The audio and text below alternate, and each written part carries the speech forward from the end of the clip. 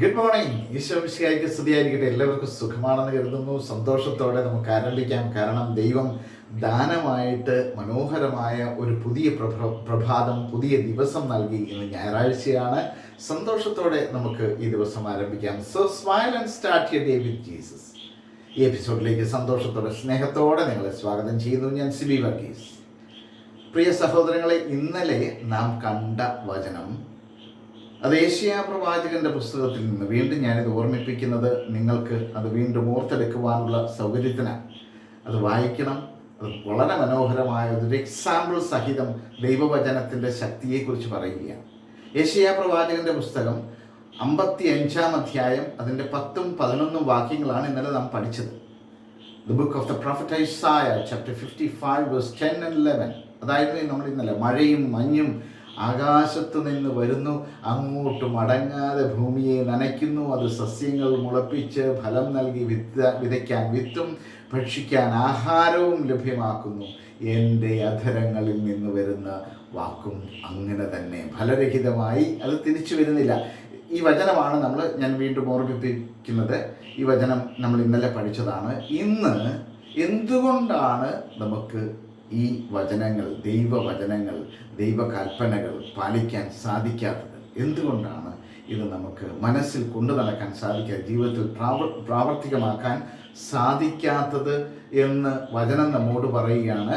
അത് പ്രഭാഷകന്റെ പുസ്തകം 15-ാം അധ്യായം 15-ാം വാക്യമാണ്. വളരെ മനോഹരമായ, എല്ലാവർക്കും അറിയാവുന്ന, സാധാരണഗതിയിൽ നാം ഒക്കെ കേട്ടിട്ടുള്ള വചനമാണ്. പ്രഭാഷകന്റെ പുസ്തകം 15-ാം അധ്യായം 15-ാം വാക്യം. അതിങ്ങനെയാണ് പറയുന്നത്: മനസ്സ് വെച്ചാൽ നിനക്ക് കൽപ്പനകൾ പാലിക്കാൻ സാധിക്കും. ഏത് കൽപ്പനകൾ? ദൈവകൽപ്പനകൾ. മനസ്സ് വെച്ചാൽ നിനക്ക് കൽപ്പനകൾ പാലിക്കാൻ സാധിക്കും.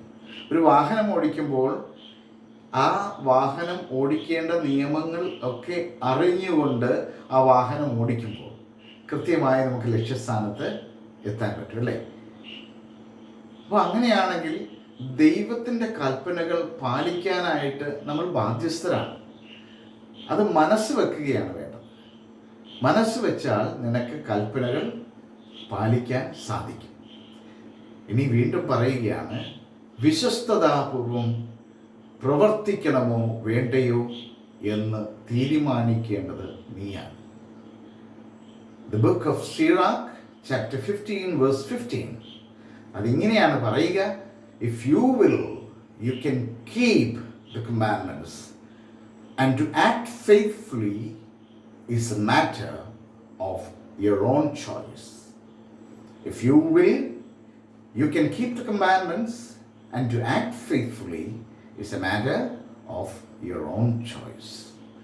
അപ്പം മനസ്സാണ്. നമുക്ക് എന്തെല്ലാം കാര്യങ്ങൾ നാം ജീവിതത്തിൽ ചെയ്തു കൂട്ടുന്നു. നമ്മുടെ മനസ്സോടെ ചെയ്യുന്ന ഒരുപാട് കാര്യങ്ങളുണ്ട്. എന്നാൽ ദൈവവചനം പാലിക്കാൻ ഒരു മനസ്സ് വയ്ക്കുക, ദൈവവചനം വായിക്കാൻ, ദൈവവചനം പഠിക്കാൻ.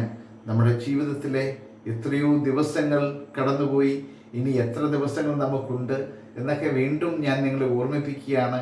പ്രിയപ്പെട്ട സഹോദരങ്ങളെ, ദൈവവചനത്തിന് കൂടുതൽ പ്രാധാന്യം കൊടുക്കണം. ദൈവത്തിന് കൂടുതൽ പ്രാധാന്യം കൊടുക്കണം.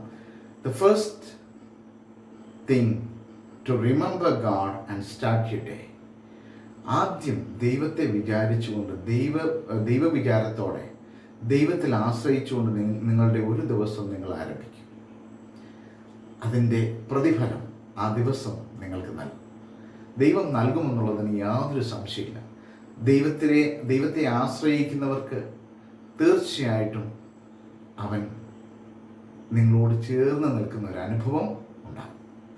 അതിന് യാതൊരു സംശയമില്ല. ദൈവം നിങ്ങളെല്ലാവരെയും സമൃദ്ധമായ ഈ ദിവസം, ഈ ഞായറാഴ്ച ദിവസം അനുഗ്രഹിക്കട്ടെ. നാളെ വീണ്ടും നമ്മൾ ഈ 10 ദിവസത്തെ വചനങ്ങൾ ഒരിക്കൽ കൂടി ഓർത്തെടുക്കും.